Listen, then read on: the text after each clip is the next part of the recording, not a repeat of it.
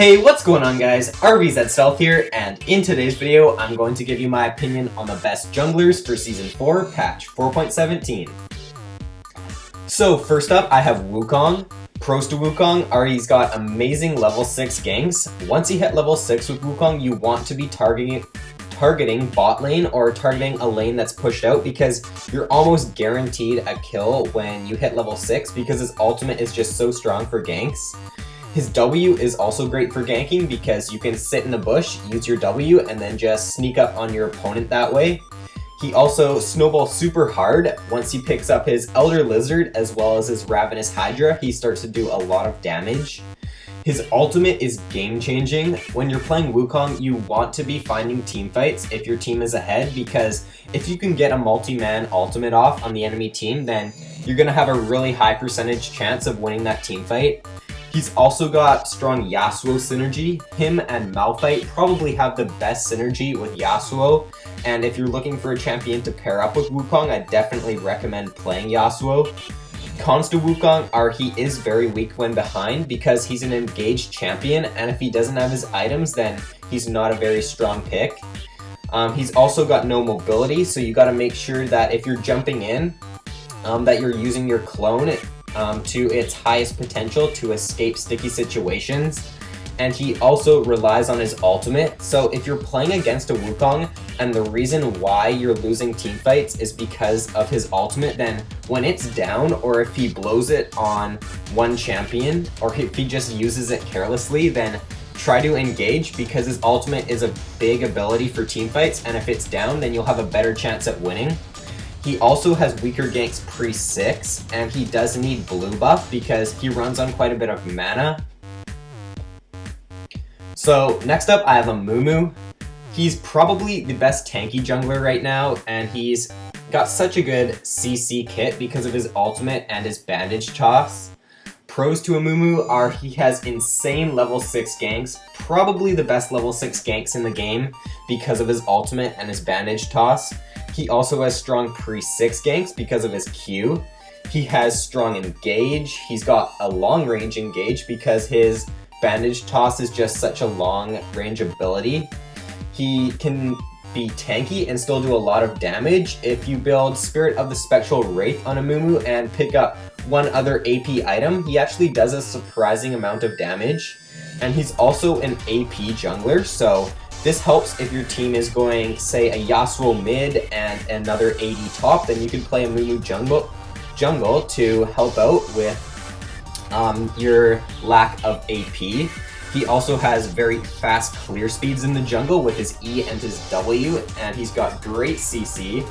He has a 2-second AoE stun. I'm pretty sure no other champion in the game has a 2-second AoE stun, which is really insane. So if you can get Amumu's ultimate off on multiple targets in a team fight, then the chances of you winning that fight are just so much more than if you do not. He also has good Baron and Dragon Steel potential because of his bandage toss. Cons to Amumu are he is very weak early game. He doesn't do a lot of damage, so he's susceptible to invades by stronger early game champions like Rengar or Jarvan or Lee Sin. He is weak when behind as well, so you want to make sure that if you're playing against, say, an Udyr, a Rengar, or a Lee Sin, then I'd recommend starting at your red buff because that's the buff they're usually going to try to invade. Because they know you're going to start blue probably. So if you're playing against a jungler that has the potential to invade you, then start red buff because they're probably not going to go and invade your blue. And by doing this, you can stay ahead, and it will make sure that you do not fall behind, because when Amumu gets behind, he's not very strong at all. Next up, I have Jarvan. Pros to Jarvan are he's got great level 3 ganks with his EQ combo. He is a strong team fighter with his ultimate, and if you can get your ultimate off on and trap like a couple of enemies in it in a team fight, then it's just easy for your AD carry to free hit them, and if you can do that, you're probably going to win a lot more team fights. He also is a strong duelist because of his passive where it does percentage HP damage, and he has good mobility with his EQ combo. He's also got strong engage with his EQ and then followed up by his ultimate. And he's also a great pick into immobile champions because his ultimate can reach his highest potential if you pick him into low mobility champions. His E also gives him vision, which is great for Baron or Dragon stealing. Cons to Jarvan he is an all-in champion, so you have to make sure you're communicating with your team and make sure that they're following up when you go for an engage. And he can also get blown up pretty quickly without items because he is an all-in champion and he'll be taking a lot of damage. Also, he's not too strong against mobility champions because they can just use their gap closer to get out of his ultimate, so I wouldn't recommend picking Jarvan into, say, a Nidalee, a Fizz, or a Tristana, just to name a few, because they can just easily avoid getting trapped in a Jarvan ultimate. Next up, I have Maokai. Pros to Maokai are he's got great clear speeds with his E, Q, and W. He's strong even when he's behind because he's got so much CC and he's got that ultimate which gives 20% reduced damage to his team if they're standing in it. He has hard CC. He has a super strong ultimate like I said, and he's a teamfight specialist because if an enemy assassin or an enemy support like Leona tries to jump on your AD carry or your high priority damage dealer, then Maokai is such a great peeler and he can just get that target off of your teammate really quickly with his W, his Q. It'll pretty much knock them off of your teammate, so he's really good at peeling for teammates if they get caught out. He's also got great engage and disengage, and he's got decent damage for how tanky he is.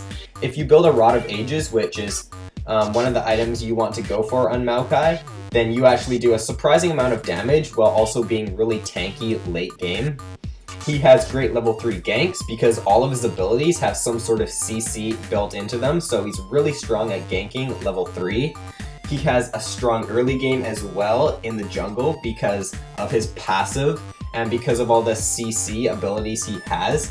It keeps him really healthy and he can just sustain really well early game.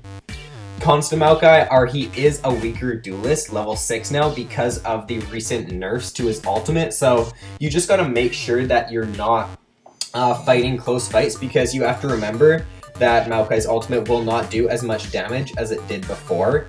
He also has no mobility, so if you're behind, then the chances of getting caught out by a high mobility enemy team are higher, so you just gotta make sure that your positioning is superb if you are behind because the enemy team is going to be looking to engage on you because you probably won't be as tanky as you would be if you were ahead.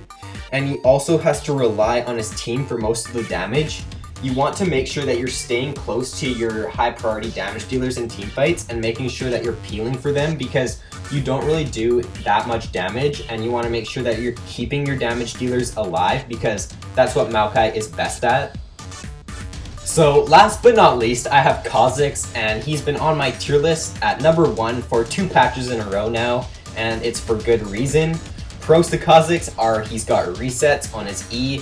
You typically want to evolve this either first or second, and by doing this you can jump into team fights, you can kill a target really quickly, you can either jump out then, or you can jump to your next target, so it's really strong, and it's also got such a longer range on it compared to the normal E. He has great disengage if you evolve his W because it slows them for a lot, and it also gives vision of his targets. He has good ganks pre-6 because of his gap closer on his E and the slow on his W. He's got really strong ganks at level 6 because he can evolve either his W or his E, which makes his ganks really strong. He has good wave clear as well because of his W. If you evolve that, then you can pretty much clear out a wave in one hit. He stays very healthy in the jungle because of his W, because it gives him health back every time you use it on an enemy monster or you use it close to an enemy. He has an auto attack reset, which makes for faster clearing. You typically want to auto attack and then use your Q to give you that reset. And he has great mobility as well with his E and his ultimate. He's also a really strong duelist because of the isolation damage that he has, and you don't want to be fighting a Kha'Zix in the jungle or away from minions because he's going to do so much more damage with his Q. And he's also great at invading early game because even if he's not the best duelist anymore early game, what he can do is he can sit in the bush, he can smite red buff or smite blue buff depending on which one he's going for, and then he can just jump away and slow his target with his W if he doesn't feel like fighting them. Cons to Kha'Zix are he is quite squishy, so you gotta make sure that you are not jumping in carelessly into team fights, and make sure that your teammates are following up or else you'll get bursted down really quickly. He also needs his items. Kha'Zix's early game isn't as strong as it was before, and he doesn't get really strong until he reaches late game, so you gotta make sure that you're not falling behind his Kha'Zix, and just make sure that you're farming up and keeping up in items.